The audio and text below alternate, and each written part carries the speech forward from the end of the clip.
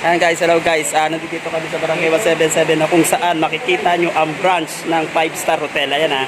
Tignan nyo po dito sa may Barangay 177, papakita ko sa inyo yung branch ng 5-star hotel. Ayan, ito yung mga bantay natin sa 5-star hotel ha.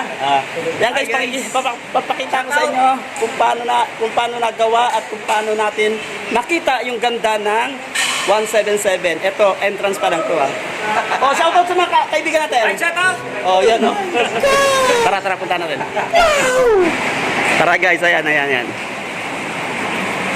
Tapos may mga, ito po yung mga birador ng ano. Yan, mga Boy, saan shoutout dyan? Oh, yan. Tara, punta natin. Tara, punta natin. Tignan nyo, papanood ko sa inyo. Ipapakita ko sa inyo yung ginagawang, eto yung sinasabi ko, yan talaga naman. Oh. Tignan nyo ha.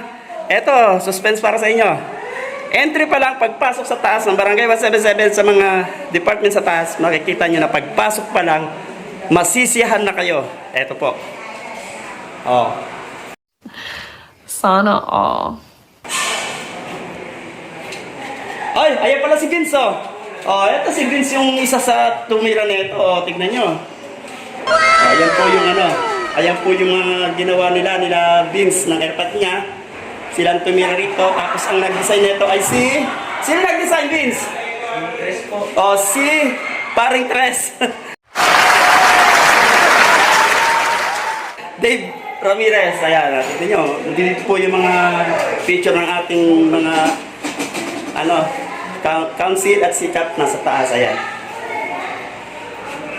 Diba? Kung nakikita nyo, talagang pinaganda at pinaliwanag yung pag-akit pa lang sa entry.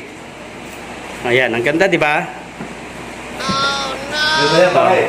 Ayan pa si pare ko. Talaga, oh, yan, oh. Oh, pare, wala kang bang picture dyan? Wala pa, bukas pa. Bukas. So, ayan. Kita nyo naman talagang pag-entry pa lang. Kasi pag-aakit sa taas, nandito na agad yung information center. So, ang ganda ng pagkakayari.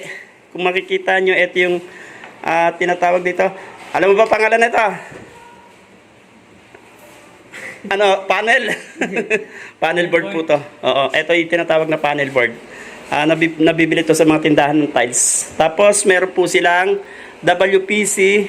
Naka-marmolize yung yung panel board nila, naka-marmolize pati rito kung makikita nyo, at ang ilaw nito ay 3 colors. Yan. Ayan, 3 colors po yan. Tapos ito po magkakaroon din ng ilaw rito. Yan, magkakaroon ng ilaw dyan. Kung makikita nyan, pagka nayari na lahat yan, ang ganda na talaga. So dito lang po yan sa Barangay 177 Information Center. Maraming salamat po at pinakita ko sa inyo yung design na ginawa ng ating Kapitan Donna Digana at ang mismong may utak nito. Bumili mga materialis na ito si paring Dave, Dave Treasurer. Yan, thank you. Oh.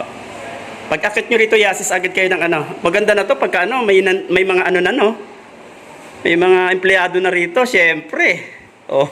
Pero eto, papalitan ata yung cover nito. Yung ilalim ng salamin, no? Tatanggalin niya ngayon yung flower. Oh, tatanggal yung flower. Tapos siguro, ilalagay lang siguro yung white, guys. Ayan. Tapos dyan magkakaroon pa ata ng ilaw. So, kulang pa. Kulang pa yan. Ayan po.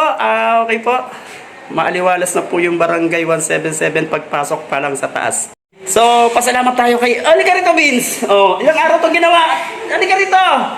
Dito. Oh, ilang araw nyo lang ginawa itong pagde-design. Ano po? Pagkabet. 1 week. Oh, 1 week. Pero tignan nyo, ang aliwalas na. Tapos susunod daw sila sa taas. Meron daw i-design ulit doon na ganito rin na mas maganda.